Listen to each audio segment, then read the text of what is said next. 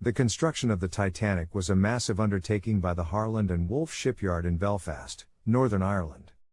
The Titanic was the largest and most luxurious ship of its time, and its construction required the skills of thousands of workers, engineers, and designers.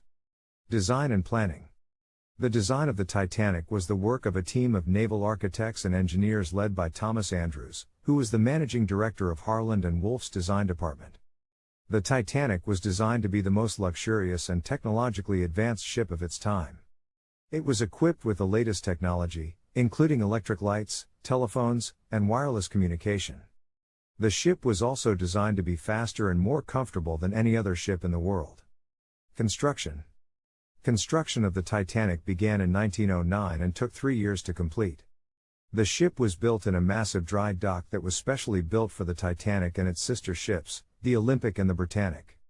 The dry dock was one of the largest in the world, measuring 270 meters long, 28 meters wide, and 12 meters deep.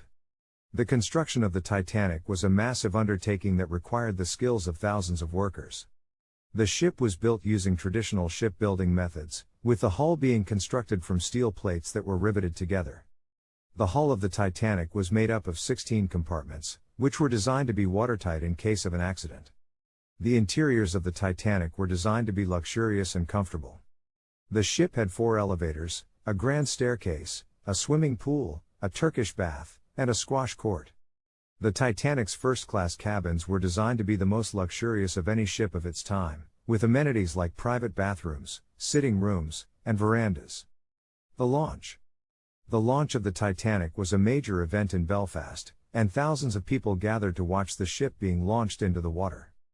The launch took place on May 31, 1911, and the ship was christened by Lady Duff Gordon, who broke a bottle of champagne on the bow of the ship. The launch of the Titanic was a success, and the ship was towed to a fitting-out berth to be completed. Fitting out. The fitting out of the Titanic took several months and involved the installation of all the ship's interior fittings and equipment. The ship's engines, which were the largest ever built at the time, were also installed during this phase of construction. The Titanic's engines were powered by coal-fired boilers, which generated steam that drove the ship's 2 4-bladed propellers.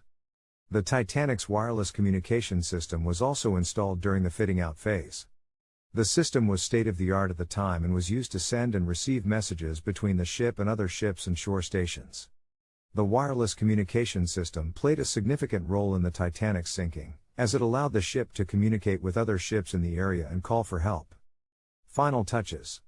The final touches on the Titanic included the installation of the ship's lifeboats, which were designed to hold a total of 1,178 people. The Titanic had only enough lifeboats for about half of the passengers and crew, which contributed to the high number of fatalities in the disaster. The ship's lifeboats were designed to be launched by gravity, and each boat was equipped with supplies and provisions to sustain the occupants until rescue arrived. The maiden voyage of the Titanic was highly anticipated and eagerly awaited by passengers, crew members, and the general public. The Titanic was the largest and most luxurious ship of its time, and its maiden voyage was seen as a symbol of progress and technological advancement. The ship was set to embark on a journey across the Atlantic Ocean from Southampton, England, to New York City, USA. Preparation for the voyage. Preparation for the Titanic's maiden voyage began several days before the ship was scheduled to depart. The ship's crew members were responsible for ensuring that the ship was properly stocked with provisions, including food, water, and fuel. The crew members also conducted safety drills and familiarized themselves with the ship's layout and equipment. The Titanic's passengers began to arrive at the port of Southampton several days before the ship was scheduled to depart. The passengers included some of the wealthiest and most prominent people of the time, as well as immigrants seeking a new life in America. The Titanic's departure. The Titanic set sail from Southampton, England, on April 10, 1912. The ship was escorted out of the port by a flotilla of smaller boats, and thousands of people gathered to watch the ship depart. The Titanic's departure was a highly emotional event, with passengers and crew members waving goodbye to their loved ones and the people of Southampton. The voyage. The Titanic's voyage across the Atlantic Ocean was uneventful for the first few days. The ship's passengers and crew members enjoyed the luxurious amenities on board the ship, including fine dining, live music, and various forms of entertainment. On the fourth day of the voyage, the Titanic received several warnings of icebergs in the area.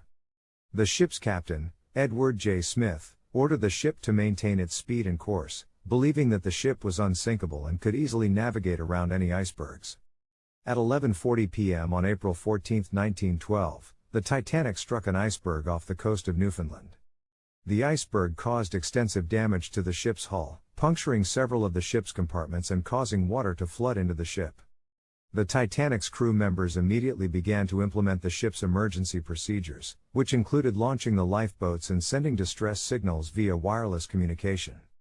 However, the ship's lifeboats were only sufficient to hold about half of the passengers and crew members, and many of the lifeboats were launched only partially filled. The sinking of the Titanic was a tragedy of immense proportions. More than 1,500 people lost their lives, including passengers and crew members from all social classes and walks of life. The disaster prompted a global outcry and led to significant improvements in maritime safety regulations, including the requirement for ships to carry enough lifeboats for all passengers and crew members. The aftermath. The sinking of the Titanic had far-reaching consequences for the shipbuilding industry and the world at large. The disaster exposed the limitations of technology and the fallibility of human judgment, and it led to significant advancements in maritime safety and navigation. The sinking of the Titanic also remains one of the most studied and debated events in modern history, with countless books, films, and documentaries exploring the causes and consequences of the tragedy.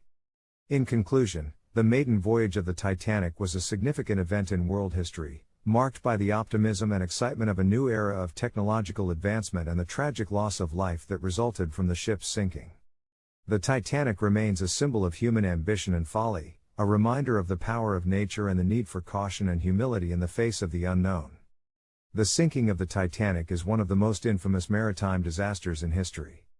On April 14, 1912, the Titanic, the largest and most luxurious ship of its time, struck an iceberg off the coast of Newfoundland and sank to the bottom of the Atlantic Ocean.